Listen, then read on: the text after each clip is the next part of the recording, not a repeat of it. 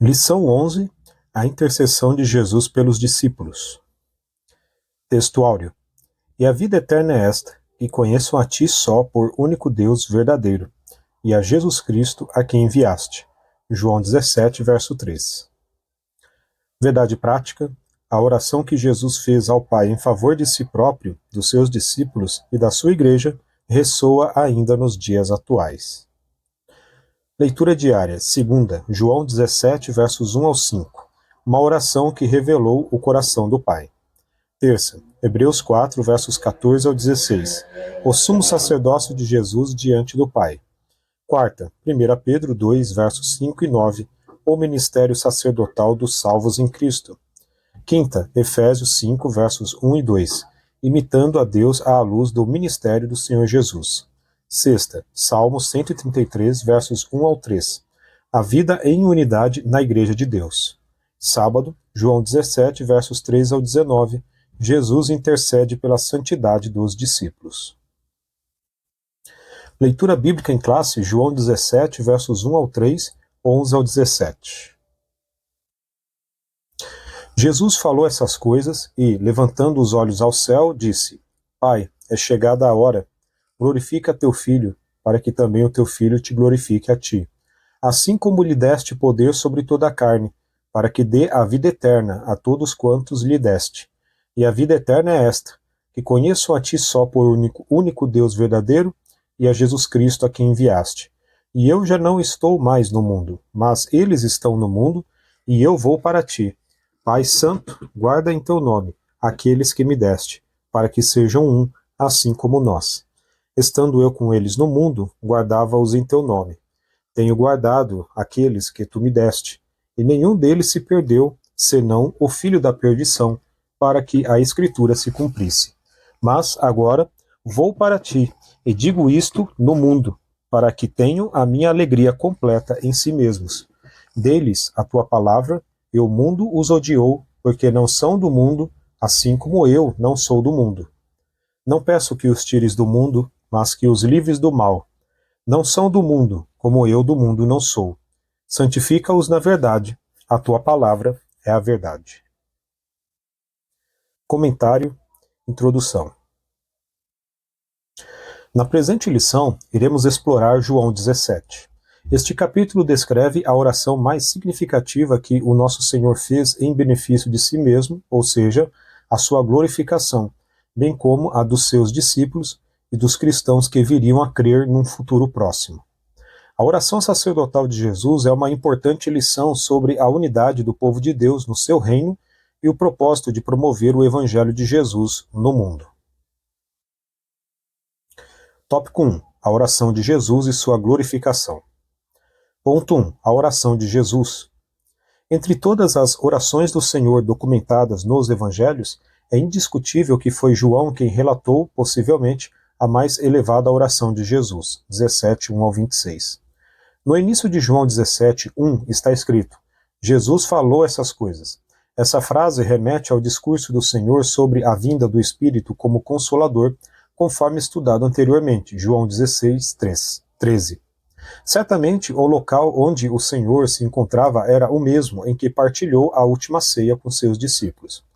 Em relação à oração de Jesus no capítulo 17, os estudiosos costumam se referir a ela como a oração intercessória, a oração sacerdotal de Jesus ou a oração da consagração. Nosso Senhor apresentou essa oração em, pelo menos, 3 partes.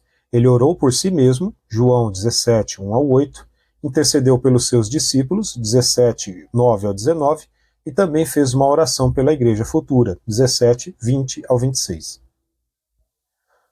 Ponto 2. A oração de Jesus pela sua glorificação.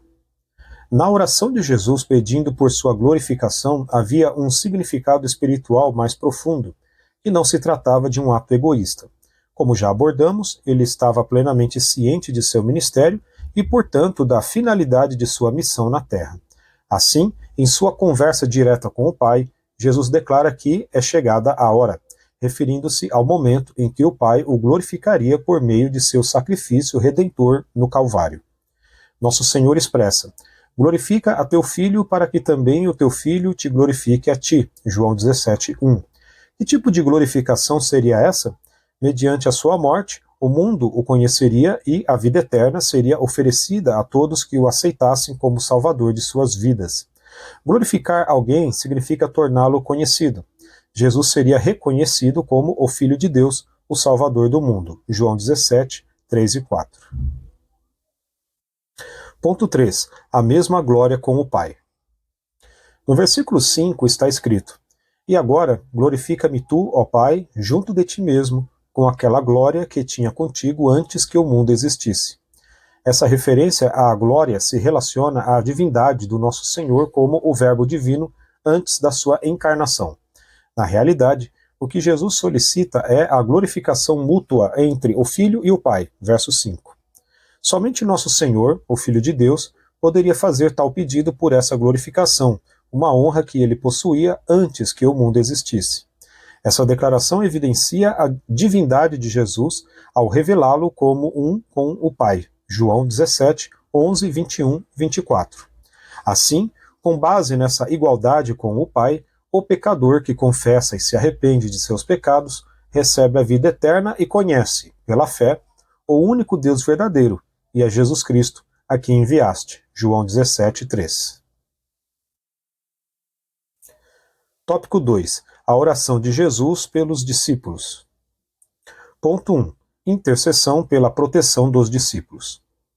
Nos versículos 4 a 8, exceto versículo 5, Jesus ora como se estivesse apresentando um relato ao Pai sobre tudo o que realizou durante seu ministério na terra.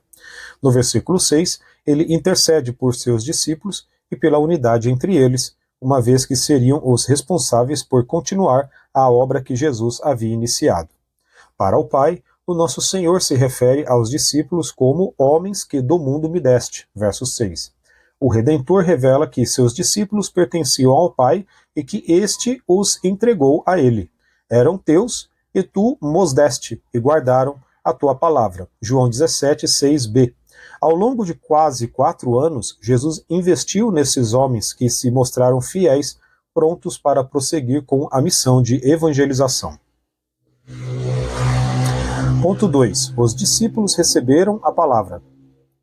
Apesar de, em certas ocasiões, os discípulos terem encontrado dificuldades para compreender completamente os ensinamentos de Jesus, as suas recordações foram reavivadas pelo Espírito Santo quando receberam o poder no dia de Pentecostes, permitindo-lhes assim entender e difundir o que aprenderam com o Mestre. Atos 2, 14 ao 36. No versículo 6, Jesus referiu-se ao Pai, afirmando que os seus discípulos mantiveram a mensagem recebida e guardaram a tua palavra. Ao vivermos conforme a palavra de Deus, aceitando e obedecendo aos ensinamentos de Cristo, podemos testemunhar o Evangelho com credibilidade. Ponto 3. Protegidos do mundo. O versículo 14 afirma: Dei-lhes a tua palavra, e o mundo os odiou, porque não são do mundo, assim como eu não sou do mundo. É importante prestar atenção ao termo mundo. Este pode referir-se ao universo criado, João 17,5, ou à humanidade, João 3,16. No entanto, aqui Jesus se refere ao sistema espiritual governado por Satanás, João 17,14. O apóstolo Paulo descreve esse mundo como um governo espiritual maligno, Efésios 2:2. Por conseguinte, o nosso Senhor deseja que o Pai guarde os seus discípulos desse sistema mundano, que é incompatível com o Evangelho, sob a influência do príncipe deste mundo, João 12:31, 14:30, 16:11. Tópico 3. A oração de Jesus pelos que viriam a crer. Ponto 1. Oração pela unidade da Igreja. Nesta terceira parte de sua súplica, Jesus pediu pela unidade da Igreja. Mais do que uma unidade de natureza eclesiástica ou orgânica, Jesus intercedeu pela harmonia espiritual do seu povo. Nosso Senhor ansiava por uma união genuína, tal como a que existe entre ele e o Pai. Essa foi a súplica do nosso Senhor, para que todos sejam um, assim como tu, ó Pai, estás em mim e eu em ti. João 17:21. Ponto 2. Propósito da unidade. O propósito da unidade espiritual da Igreja, conforme a intercessão do nosso Senhor, é que o mundo creia que tu me enviaste. Verso 21. Assim, a Igreja revela essa unidade espiritual com Cristo por pelo menos 4 motivos. 1. União essencial dos salvos como membros do corpo de Cristo. 1 Coríntios 12. 2. União essencial dos salvos promovida pelo conhecimento crescente sobre Jesus Cristo. 2 Pedro 3,18. 3. União essencial dos salvos no desenvolvimento do fruto do Espírito. Gálatas 5, 22, 23. 4. União essencial dos salvos manifestada na glória como filhos de Deus e detentores da vida eterna. João 17, 22. Ponto 3. Oração por encorajamento à unidade. Em João 17, 21 e 22, o nosso Senhor roga para que os discípulos sejam incentivados a manter a unidade com Ele.